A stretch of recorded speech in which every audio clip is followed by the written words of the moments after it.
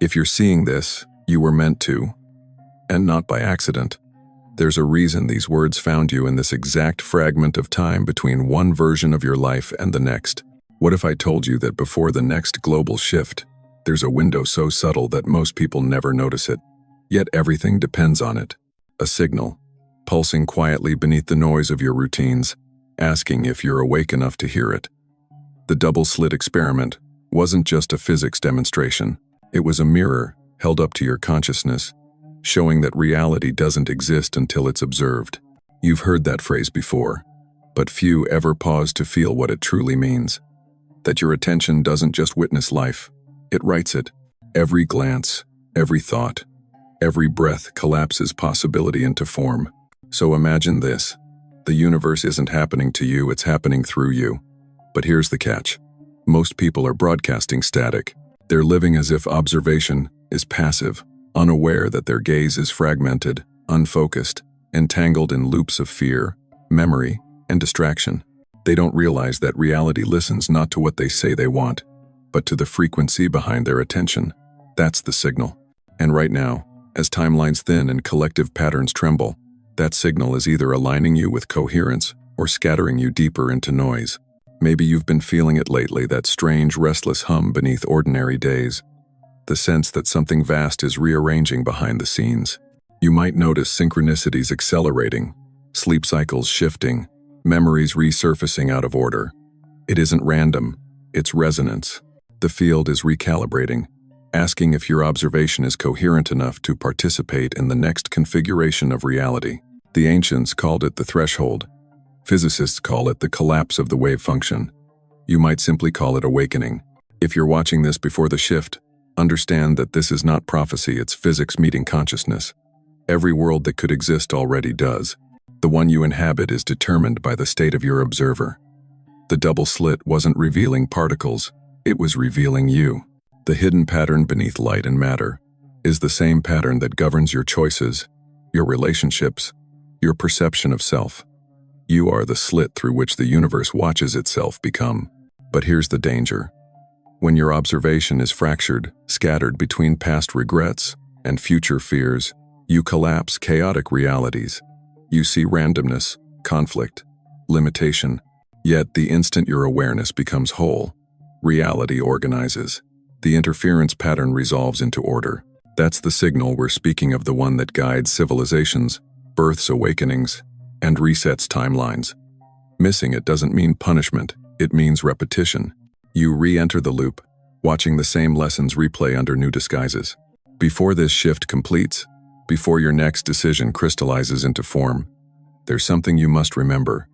The field doesn't respond to effort, only to coherence. The coming days will test that coherence not with grand catastrophes, but with subtle invitations, conversations that trigger old wounds, news that amplifies fear, opportunities that tempt you into distraction. Each moment will ask, who is observing this? If you can stay still enough to notice, you'll step beyond the noise into the frequency where creation begins. This isn't about survival, it's about remembrance. The double slit was never about photons, it was about presence. If you can learn to observe your own observation, to become aware of the one who's watching, you'll unlock the power hidden in the pause before the shift. Because that's where reality decides which world you wake up in next. Here is the quiet trap almost no one sees. You don't live in reality, you live in a rendering of reality produced by a nervous system trained by yesterday's charges. The loop begins with a trigger, often small and ordinary. A tone in someone's voice, a number in your bank app, a look that reminds you of another time. Before you can think about it, your body inhales in that old, shallow pattern. Breath sets the state. State edits what you can perceive. From state, your mind assigns meaning. Meaning drives action. Action produces evidence. Evidence then feeds back into the story that waits for the next trigger. Around and around you go, certain the world is repeating you, not realizing you are repeating the world. Let's slow the mechanism so you can see it frame by frame. Trigger breath divided by state, meaning action evidence. The trigger is neutral data until breath selects a filter. If the breath is hurried and high, the state tilts toward threat. In that physiology, you can only notice confirming details, the missed comma in the email, the silence after a message, the bill arriving early. State narrows attention, and a narrow beam finds proof of danger. Now meaning hardens. I'm unsupported. People like me don't win. I'm late again. You act from that meaning. Maybe you cancel the meeting, avoid the phone call, overshare or undercut yourself. The outcome aligns with the premise, producing fresh evidence that appears external but was incubated in your internal weather. This is why insight alone doesn't free you. You've had realizations before, yet the loop persisted, because the loop is somatic before it is semantic. The body breathes the past faster than the mind can narrate the present. Your cognition thinks it's steering, but breath already set the coordinates. In physics language, the observer effect isn't only about looking, it's about the state of the observer doing the looking. In metaphor, you keep blaming the river for being turbulent while never leaving the water to sit on the bank and watch the current pass. Consider a simple morning. You wake to a notification. Trigger. Your breath shortens as your thumb opens the message. State. Micro-freeze. Meaning forms instantly. Something's wrong. Action. You rush, skip your ritual, answer defensively. Evidence accumulates. Terse replies, hurried mistakes, small frictions that now feel inevitable. By lunch, you say, "Today is chaotic." But chaotic was not a property of the day. It was a breath-induced lens that collapsed only those aspects of the day that matched it. Another person. Same messages, different breath, different day. The loop isn't moral or mystical. It's mechanical until you become aware. The loop also thrives on borrowed narratives. Family patterns, cultural weather, headlines, all of it provides pre-written meanings waiting to attach to your triggers. When you are tired or scattered, you rent these meanings wholesale. You breathe as your father breathed in conflict, as your community breathed in scarcity, as your culture breathes during cycles of alarm. Your body becomes a museum of other people's air. Then you act from those inherited rooms, collect matching evidence, and call it fate. None of this is your fault, but all of it becomes your responsibility the moment you can. Notice. Notice is the first breach in the loop's wall. What makes this a crisis now is acceleration. Information density has shortened the time between trigger and action to near zero. You are asked to decide faster than you can feel. The field updates in real time, and the nervous system, if untrained, treats novelty as danger. The interference pattern grows noisier.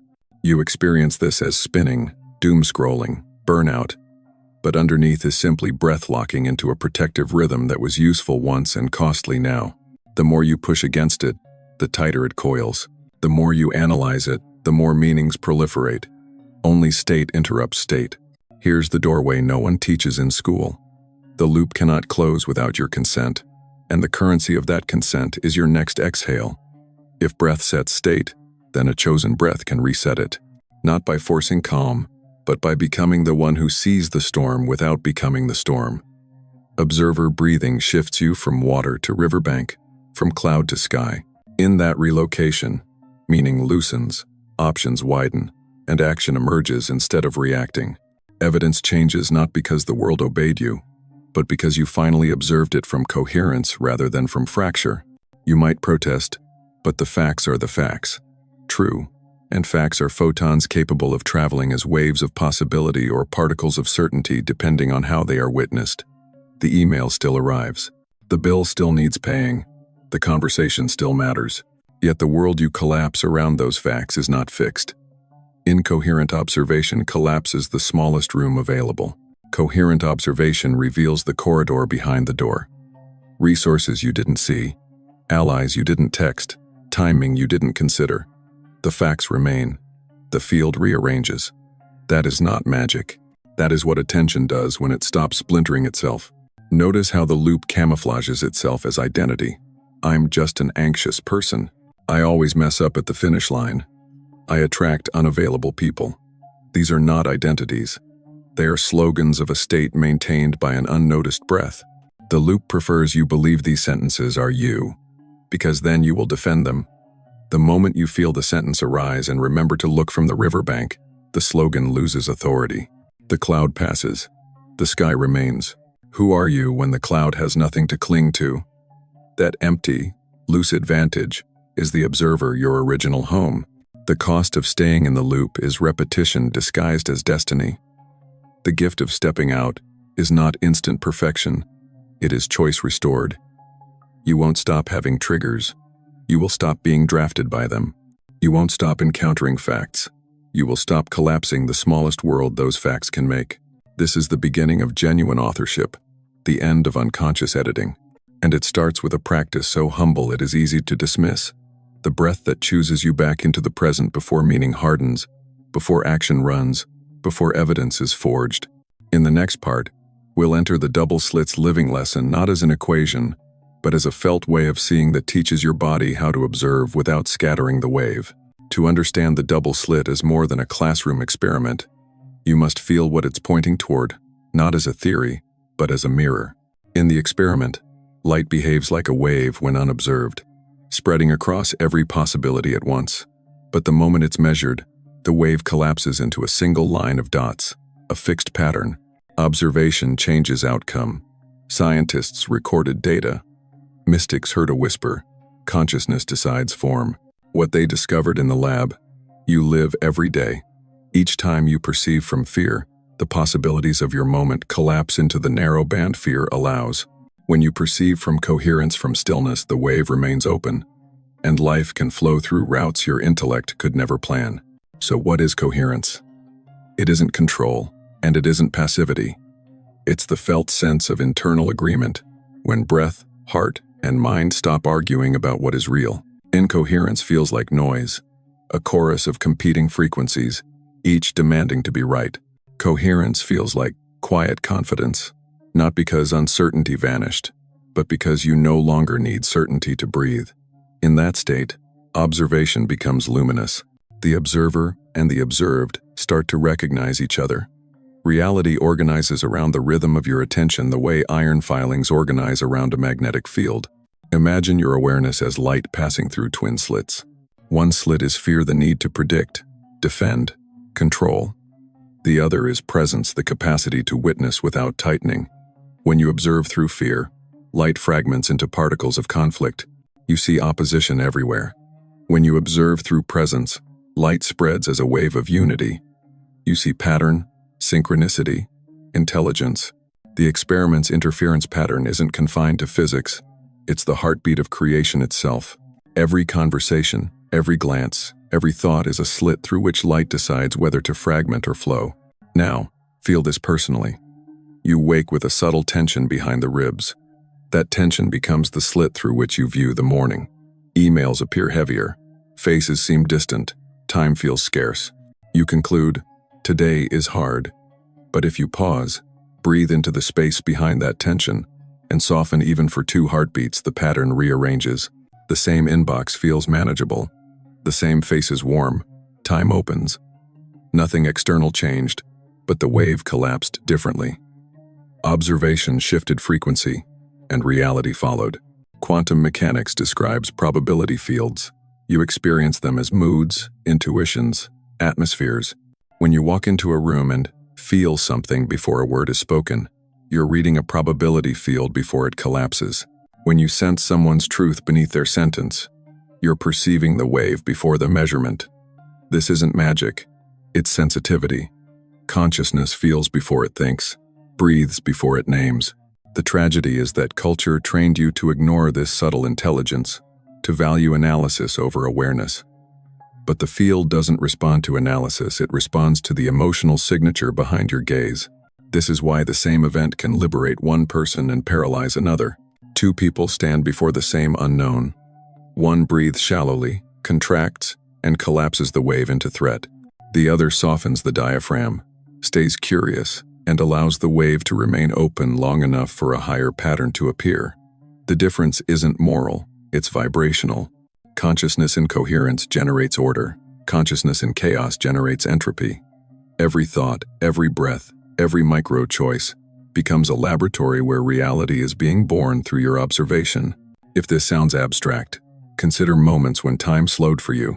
A near accident, a birth, a goodbye, an epiphany. In those instances, attention intensified and scattered, thought dissolved. For a split second, you were pure observer. That timeless presence was coherence. In that state, you didn't choose with logic. Choice arose like music finding its next note. You felt guided, and events aligned with impossible precision. Later, you called it luck, instinct, grace. It was simply consciousness collapsing a higher order because you were quiet enough to let it. The double slit whispers that matter doesn't exist independently of perception. Extend that truth inward. Your identity doesn't exist independently of attention. When you label yourself, I'm shy, I'm broken, I'm late, you measure the wave and freeze it. The label becomes the particle of you that walks into every room. But the moment you withdraw identification and simply observe, identity relaxes back into wave form. Infinite versions of you shimmer again in potential. You don't fix yourself. You unfix yourself. You become fluid, available, alive. Think of coherence as emotional gravity. The stronger your internal harmony, the more the field bends around your presence. That's why calm people can stabilize chaos without saying a word. It's not charisma, it's physics of awareness. Their observation introduces order into systems that have lost rhythm. And you can cultivate this. Every conscious breath smooths the interference lines of your internal field. Every act of gentle noticing strengthens your coherence. When enough individuals practice this, collective fields reorganize nations, ecosystems, even timelines. The double slit scales infinitely because consciousness does. Feel what this means for your everyday life. The next time you look at a stranger, you are not merely seeing them, you are participating in how they appear to you. If you project suspicion, the wave collapses into guardedness. If you project respect, the wave collapses into openness. The observer effect is relational. Your gaze literally informs what it meets. This is why compassion is not a moral virtue, it's a stabilizing technology. The heart field emits coherent signals that reorganize noise within seconds. You felt it. A child stops crying when held by someone calm. A crowd softens when one person breathes steadily. That's quantum biology, in action life aligning around coherence.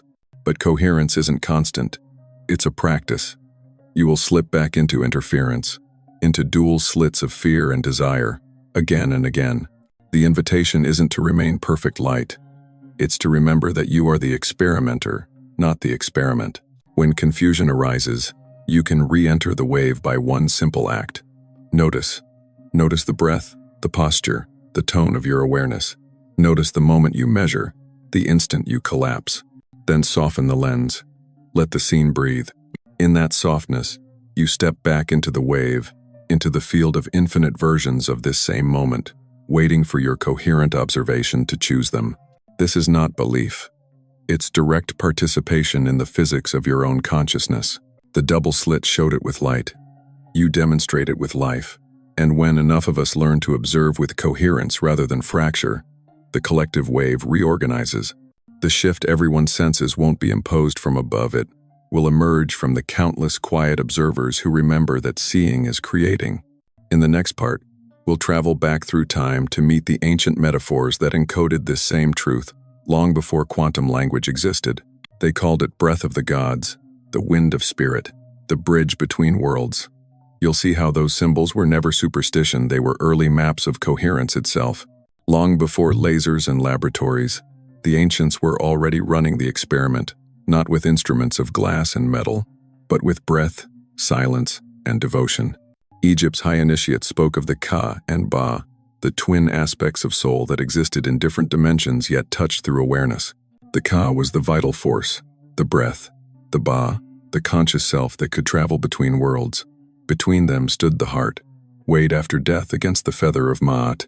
To live in truth meant to keep the heart as light as that feather, free from the heaviness of distortion. What they were describing wasn't morality.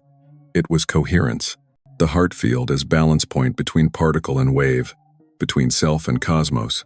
When one's heart was balanced, the gateways between dimensions remained open. When burdened by judgment or fear, they closed. In Buddhist language, the same principle breathes through ānāpānasati mindfulness of inhalation and exhalation. The Buddha instructed his students not to manipulate breath but to observe it, to become aware of awareness itself moving through the body. The goal was not control but intimacy with the present moment, so complete that separation dissolved. In seeing only the seen, in hearing only the heard, he said, there is no self here. That's the collapse of identity into observation, the same truth revealed by the double slit. Experienced not with photons but with presence. Imagine standing before the temple of Luxor at dawn, stones still cold from the night. Priests inhaled the desert air as the horizon bled gold. They called the sunrise the breath of Ra, the moment the invisible becomes visible. Each morning's light was not taken for granted. It was witnessed into being. To them, the sun didn't rise automatically, it responded to collective coherence. The ritual wasn't superstition. It was physics performed through faith. They understood that observation, when aligned with reverence, renews creation. Or picture a monk in an ancient cave, seated beneath a mural of endless clouds. His task was to notice each thought as it drifts, to see through it without clinging. Over months of silent breathing, he discovers something profound. The sky of awareness never changes, no matter how many clouds pass. He realizes that his suffering was never caused by the clouds themselves, but by forgetting he was the sky. That was the moment the observer within him woke fully. The double slit's light patterns flickered inside his mind centuries before anyone named them. Across cultures, this insight took different forms: the tree of life in Kabbalah, the Taoist river, the Vedic prana, the Hebrew ruach. All spoke of an invisible current animating visible form. The mystics didn't need microscopes. They had stillness. When they said, "as above, so below," they were describing resonance, that the pattern in the heavens repeats in the human heart, that breath mirrors the rhythm of the cosmos. To align breath with that rhythm was to become a conscious participant in creation's unfolding, not a passive bystander. Let's return to Egypt for a moment, because their imagery is so precise. They described the heart as a scale suspended between two worlds, the physical and the eternal. Each unbalanced emotion added weight. Each act of truth removed it. When the heart became feather, light, the soul could pass through the gate of Ma'at and merge with the radiant field beyond time. What if this wasn't mythology at all, but a metaphor for the same transition we're facing as consciousness itself evolves? The shift we sense globally is the weighing of collective hearts, the question of coherence on a civilizational scale. Can humanity remember stillness before the scale tips into chaos? In the Buddhist canon, coherence is described as the middle way, the path between craving and aversion, between the twin slits of desire and fear. The practitioner learns to walk the line of pure observation where nothing is rejected and nothing is clung to. In that balance, the interference pattern reappears, the luminous dance between emptiness and form. The Buddha called it the cessation of suffering. Physics calls it the collapse of duality. Both point to the same equilibrium, where awareness becomes transparent to itself. What the ancients encoded through ritual, geometry, and myth were early languages of quantum coherence. The pyramids weren't merely tombs, they were instruments of resonance. Their proportions mirrored harmonic ratios found in light and sound. When initiates stood within those chambers and breathed in unison, they created standing waves of consciousness, amplifying coherence until visions emerged. Modern minds call it mysticism, but in truth it was applied metaphysics, an understanding that the universe is made of frequencies, and that the heart, when tuned, can play them. You might wonder why this matters now. Because every myth is a memory. The ancients were not describing something foreign. They were describing you. The temple, the pyramid, the Bodhi tree, all were external mirrors for an inner architecture. Your spine is the pillar. Your breath is the Nile. Your heart is the altar where the feather of truth still waits to be weighed. The shift humanity faces is not geopolitical, it is anatomical. We are being asked to re-inhabit the temple of our own coherence, to become again the observers who breathe light into matter. When you understand this lineage, you stop searching for salvation in new technologies or ideologies. You realize you are standing inside the oldest laboratory on Earth, the human body. And the experiment hasn't changed. Can awareness observe itself without distortion? Can you breathe light into your own chambers until every room of your inner temple resonates with peace? When you do, you align with the same intelligence that built galaxies. This is why every ancient prayer began with breath. In the beginning, says Genesis, the Spirit of God moved upon the face of the waters. In Hebrew, ruach means both spirit and wind. The first act of creation was observation, carried by breath across the void. The same act repeats every moment you pause and notice yourself noticing. The same field vibrates through your lungs as once moved through priests and monks and stargazers. You are the inheritor of that lineage, not as history, but as living practice. And this brings us to the doorway of experience. Knowing is not enough. Coherence must be felt. In the next part, we'll move from philosophy to embodiment. You'll learn how to access the same field the ancients called divine by means of something profoundly simple: your own breath. We'll walk through a gentle, precise practice designed to make the observer inside you tangible not as an idea, but as a living pulse that stabilizes your world from the inside out. Before we begin, remember, this is not medical advice, nor a replacement for any form of care. What follows is an educational and contemplative exercise meant to help you explore your own awareness safely. If at any point you feel dizzy or tense, return to a normal breath and simply observe. The power lies not in forcing an experience, but in noticing what is already present. Now, find stillness. Not the stillness of effort, but of permission. Sit or stand where your body can rest without collapsing. Let the spine lengthen as if a thin silver thread were drawing you upward from the crown of your head. Feel gravity meeting you at the base of your feet or spine. You are the bridge between sky and earth, the vertical axis through which breath travels. Close your eyes if that feels right. Bring your attention to the rhythm that has been with you since birth. The inhale and exhale. Don't control it yet. Just notice it, like a tide you had forgotten you were part of. Observe where it begins. Does it rise from the chest, or from deep within the belly?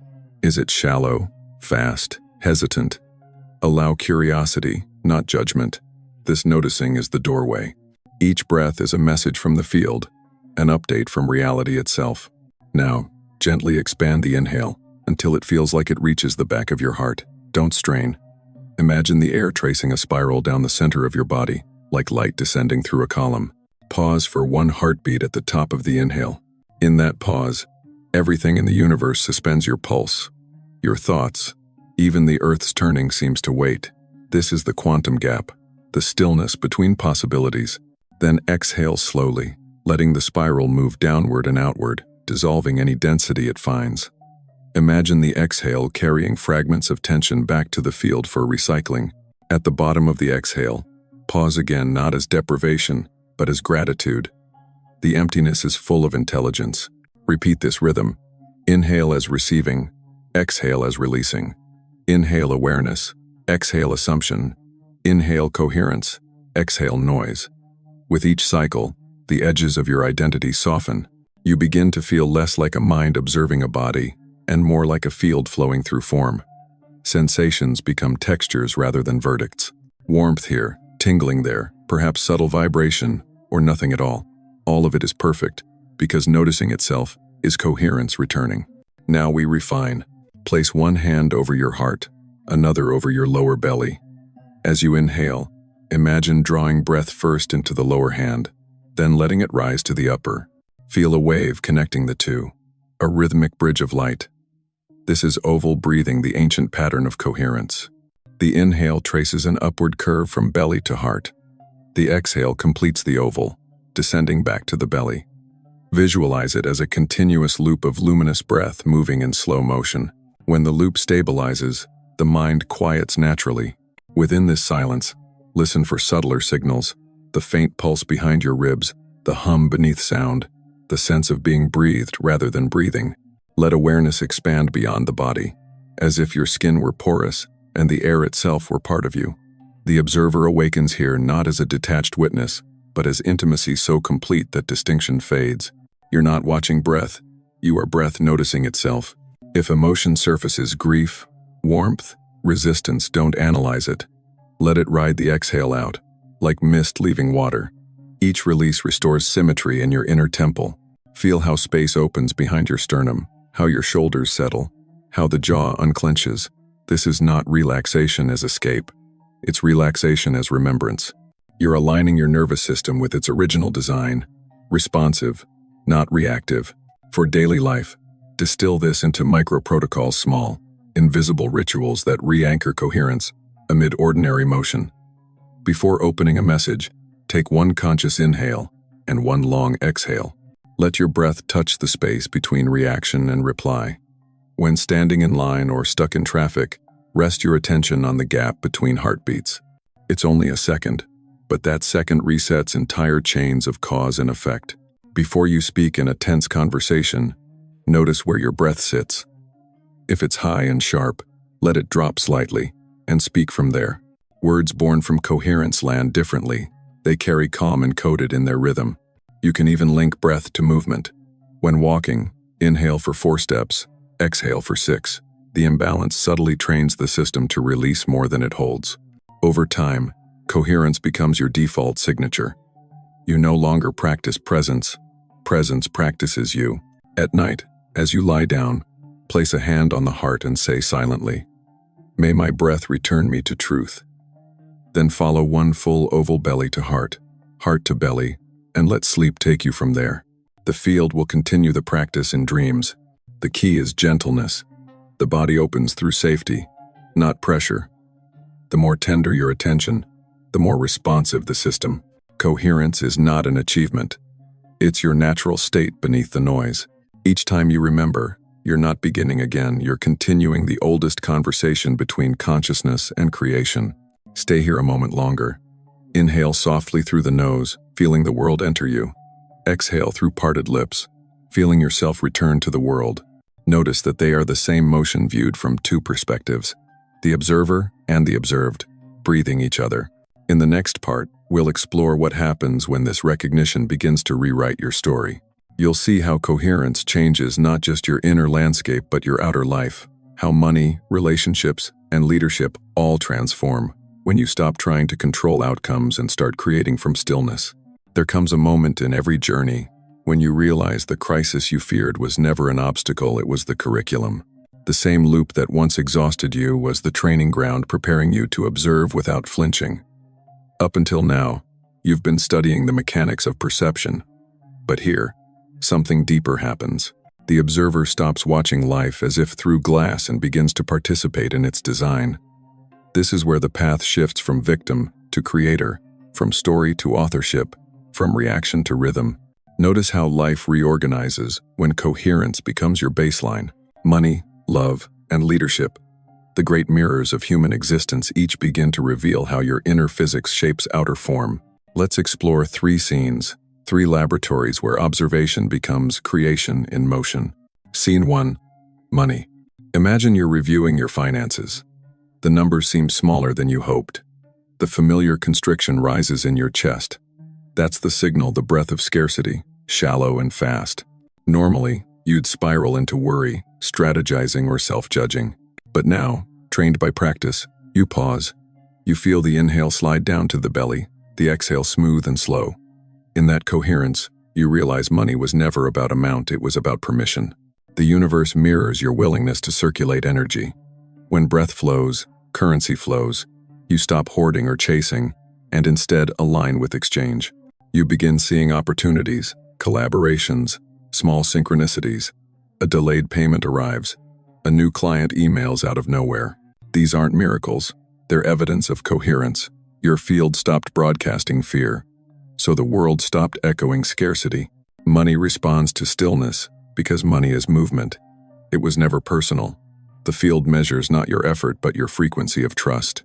Every exhale that releases control widens the channel through which resources travel.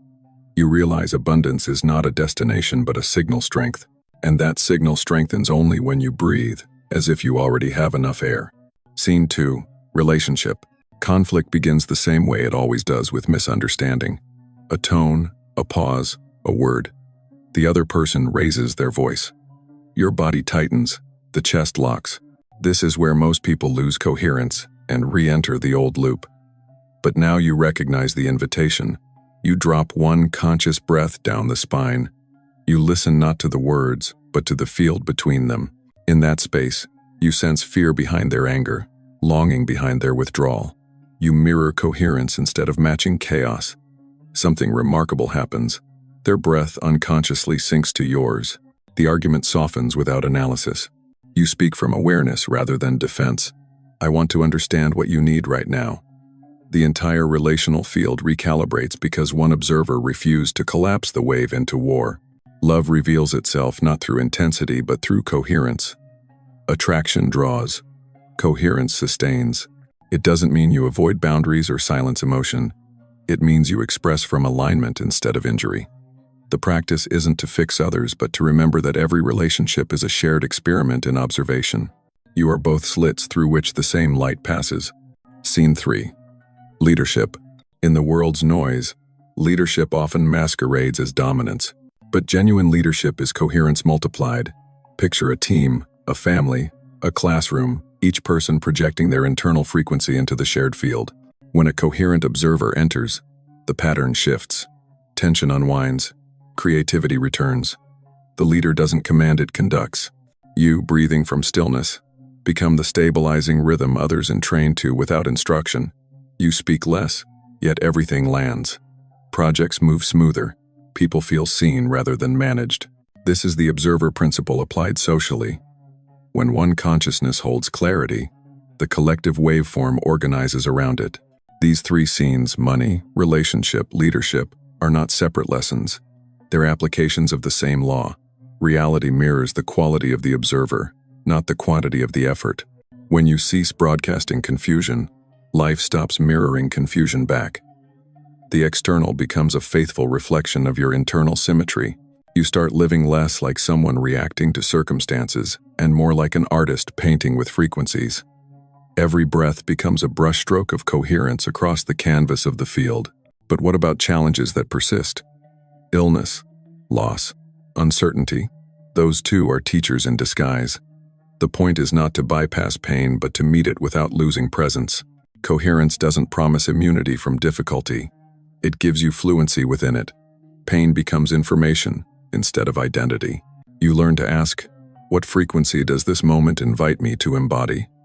Rather than, why is this happening to me? In that question, victimhood dissolves.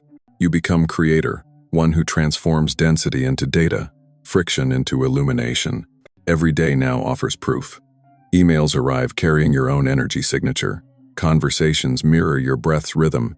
Even traffic lights seem to pulse in sync with your state. You laugh not at the absurdity, but at the intimacy of it all. Life has always been this responsive. You simply weren't coherent enough to notice.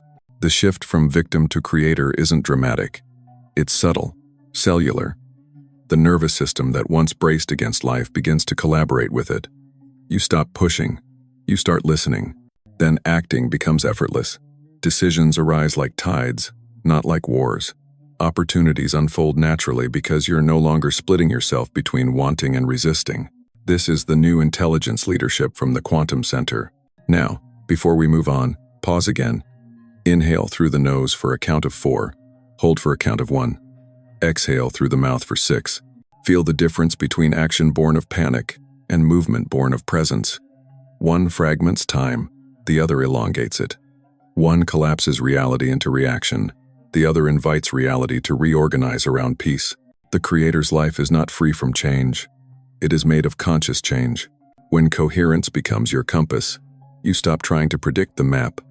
You trust that the path will appear under each step, because you are the path forming itself through awareness. This is where creation ceases to be theory and becomes lived geometry, each breath a line, each intention a curve, each day a drawing of light that only coherence can see. In the next part, we'll step beyond technique into meaning. What happens after the breath steadies, after the field aligns? We'll explore the philosophical heart of this journey, why coherence is not just a method of power but a language of dignity, belonging, and quiet beauty. When you reach this stage, the practice stops feeling like practice. It becomes your native language. Breath, awareness, stillness, these no longer feel like techniques but like the grammar of being itself. You realize coherence isn't something to maintain. It's what remains when nothing is forced. The observer who once strained to stay present now rests as presence. You discover a profound simplicity. Reality was never against you. It was always listening for your clarity. The world isn't a puzzle to solve, but a mirror to polish until it reflects light without distortion. Human life is often described as struggle against time, against others, against ourselves. But coherence teaches a subtler art, harmony within change. The still point you've cultivated is not absence of movement. It's the dance floor itself. Storms will come, yes, The field will fluctuate. Yet, once you've tasted the mountain stillness, even turbulence serves order. You begin to see that suffering was the signal calling you home to the observer. Every ache, every loss, every failure was the field asking, will you stay coherent through this too? From that vantage, dignity becomes a natural posture. Not pride, not superiority. Dignity as remembering your place in the cosmos, not above or below, but within. You start walking differently. Even your smallest gestures, pouring tea, tying shoes, speaking a name, carry a kind of quiet precision, as if each act were writing harmony into the field. Others feel it but can't explain it. They sense peace around you the way one senses sunlight through closed eyelids. That's not charisma, it's coherence radiating through form. Belonging to transforms. You realize you were never disconnected. The myth of isolation dissolves. Every breath you take is shared air, every heartbeat synchronized with millions of others. Stillness itself becomes a form of public art, the most compassionate offering you can make to a world addicted to motion. You don't need slogans to heal humanity. You just need humans who remember how to breathe consciously. The collective field reorganizes one calm nervous system at a time. Meaning also shifts. It's no longer something you hunt for in achievements or relationships. Meaning arises spontaneously when your inner rhythm matches the rhythm of life. It's the resonance between your coherence and the universe's own pulse. That's why silence begins to feel full, not empty. You could sit in a room doing nothing, and still, something immense would be happening. Awareness observing awareness, that's creation fulfilling itself. There's humility in this realization. You see that your so-called personal consciousness is a wave on an infinite ocean. But this humility isn't smallness, it's grace. Knowing you are both a ripple and the sea liberates you from the need to prove anything. You start living as an open channel for intelligence larger than thought. The decisions that once tormented you begin resolving themselves, not because you found all the answers, but because you learned how to listen deeper than noise. In this listening, compassion expands naturally. You begin to sense the struggles of others as your own past frequencies, still searching for harmony. Judgment fades, replaced by gentle understanding. You realize everyone is performing the same experiment under different conditions. Some are collapsing the wave through fear.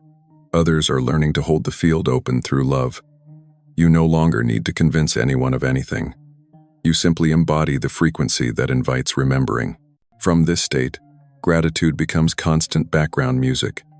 Gratitude for the lungs that never asked for praise, for the heart that beats through every mood, for the field that carries you, even when you forget. Gratitude not as discipline but as evidence of perception healed. You see beauty in ordinary things, the shadow of a cup, the rhythm of footsteps, the pause before words. Each detail becomes a brushstroke of the infinite painting itself through your senses. Agency returns, but it feels different now.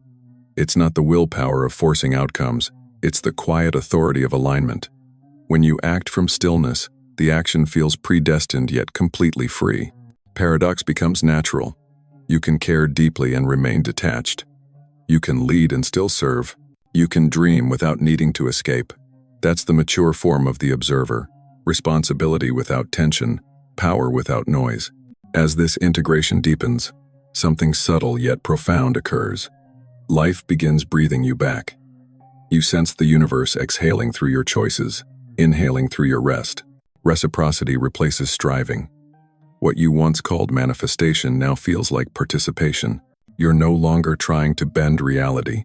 You're allowing reality to reveal its intelligence through you. The need to make things happen dissolves. You simply become available to what wants to happen through your coherence. And this is the true creative state, the one the mystics, scientists, and artists have all pointed toward. To be the stillness that moves worlds, the silence that sings, forms into being. When you live from here, service becomes effortless because it's no longer self-referential. You don't help others to feel virtuous. You help because the field naturally extends coherence where it's needed. Compassion becomes conductivity.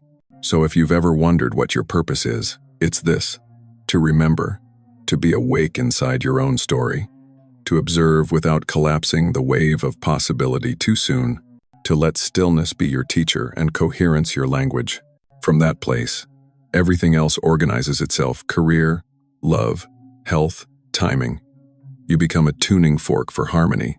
And harmony, once struck, reverberates through time.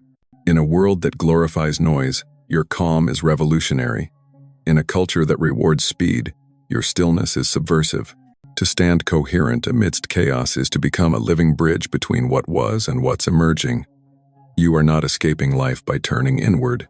You are reprogramming the way life expresses outward. The observer is not detached from creation, it is creation remembering itself. Now, as this understanding settles, you might feel something wordless expanding in your chest, a warmth, a lightness, perhaps the sense of home without location. That's coherence made visible. That's the field recognizing its reflection in you. Stay with it. This is what you came to remember before the shift. In the final part, we'll turn this knowing into a living ritual, a short sequence of breath and declaration designed to anchor this frequency beyond the screen. You'll choose a word, breathe it into being, and send a signal to the field, a conscious signature that says, "I remember who I am." Before you leave this space, let's close the circuit together. What we've explored isn't meant to remain a concept. It's meant to become rhythm. The field remembers rhythm more than words. So this final sequence will translate everything you've understood into frequency. Think of it as signing your name on the quantum field, an act of coherence, not belief. First, find your stillness again. The simplest way is to listen to the hum of your room, the faint pulse beneath your skin, the quiet weight of this moment settling around you. You've been breathing this entire time. Now we'll make that breath conscious. We'll take 3 coherent breaths to signal completion, integration, and continuation. The first breath, return. Inhale gently through the nose. Feel the air enter not just your lungs but your awareness. Imagine it carrying every insight from this journey. The double slit, the observer, the ancient bridges into the center of your heart. Pause there. Let the breath hover like light before dawn. Now exhale through the mouth, releasing all effort, all trying, all grasping. Let the breath exit as a soft surrender. I am home. The second breath, remember. Inhale again, slower this time. Feel it move from the base of your spine up to the crown of your head, uniting the earthly and the infinite within you. Hold gently at the top, then exhale through the heart, as if sending a wave of calm through your entire field. Whisper internally, I am the observer, aware of awareness. Notice the subtle quiet that follows, the way the world pauses with you. That pause is coherence acknowledging itself. The third breath, radiate. Now take one final inhale, deep and luminous, drawing in the collective heartbeat of this moment, the unseen community of observers breathing with you across time and distance. Feel the inhale as expansion, the exhale as offering. Release through slightly parted lips, letting your breath extend outward 8 feet, 10 feet, beyond the walls of your room. The air around you rearranges. You have become a transmitter of calm. Now choose a single word that represents the frequency you wish to embody moving forward. It could be peace, clarity, courage, freedom, love, or something uniquely yours. Don't overthink it. Let the word find you. Once it arrives, place your hand on your heart and speak silently or aloud if you wish this declaration. I choose to, your word, as the observer. Feel the sentence ripple through your field like a tuning fork. The choice isn't a demand, it's permission. You're authorizing coherence to express itself through your daily life. That single phrase becomes your personal mantra, your micro-signal to the quantum field. Each time you whisper it, you're reminding reality how to organize around your stillness. Stay here a moment longer. Sense how the room feels slightly different, lighter, clearer, as if the air itself is listening. That's the signature of coherence. You've collapsed nothing. You've expanded everything. The breath, the word, the stillness, they are the same instrument playing through you. As you move back into ordinary life, into conversations, screens, and schedules, carry this rhythm quietly. Before reacting, remember the gap. Before speaking, notice the breath. Before deciding, recall your word. These tiny rituals are how the field learns your new pattern. You don't need to prove your transformation. The world will adjust around your frequency naturally. And if this space has reminded you of something ancient inside yourself, consider this your invitation. Subscribe to this frequency, not just to the channel. When you do, you're joining a global experiment in coherence, a network of observers remembering that reality doesn't change through force, but through awareness. Each subscriber isn't just a viewer, they're a node in a living field of consciousness. Together, we're reteaching humanity the lost art of stillness. Now, take one final breath with me, slow, steady, reverent. Inhale the awareness that you are both wave and particle, sky and cloud, river and bank. Exhale knowing that every breath you take from now on encodes light into the field. You've reached the end of this transmission, but the beginning of your next creation. Breathe it alive, observe it awake, and when you're ready, step forward quietly carrying stillness as your crown. Subscribe to this frequency. The field is listening,